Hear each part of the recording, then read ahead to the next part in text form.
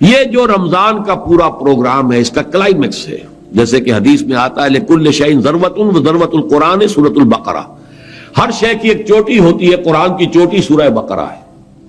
इसी तरीके से हर प्रोग्राम का एक क्लाइमेक्स होता है, जिसे आप कहते हैं क्लाइमेक्स, नुक्ता उरूज। तो इस रमजान का प्रोग्राम जो है उसका नुक्ता उरूज एतिकाफ है। ये रूह इंसानी इस दर्जे अल्लाह की तरफ मुतवज्जे हो जाए कि अब अलाइक दुनियावी, अपने रूटीन, अपने कारोबार, इन सब से एक दफा 10 दिन के लिए, 9 दिन के लिए ताल्लुक मुनक़ते करके और सिर्फ अपने रब की चौखट पर आकर बैठ रहे। लेकिन ये जान लीजिए आजकल इसका रुझान तो हमारे यहां बहुत हो गया है, लेकिन इसकी जो सैंक्टिटी है, तकद्दुस बहुत बुरी तरह पामाल हो रहा है। इसमें जो लोग जो है कुछ वो मशागिल जारी रखते हैं, कोई गुफ्तगूएं जारी रखते हैं, कोई बहुत हंसी मजाक भी हो जाते हैं।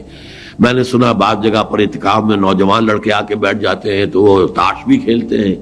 मैं ये बात ना मानता, लेकिन मेरी गुनाहगार आंखों ने ऐन मैदान अरफात में लोगों को ताश खेलते हुए देखा है।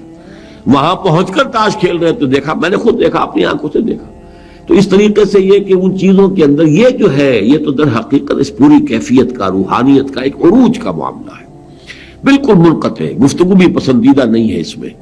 और बाहर निकलना मस्जिद से सिर्फ यह कि जो हमारी आदत है कि हर रोज नहाना है, ना नहाए तो तबीयत में कसर रहता है, तो इसी को तो तोड़ना मकसूद है। नहाने की भी इजाजत नहीं है।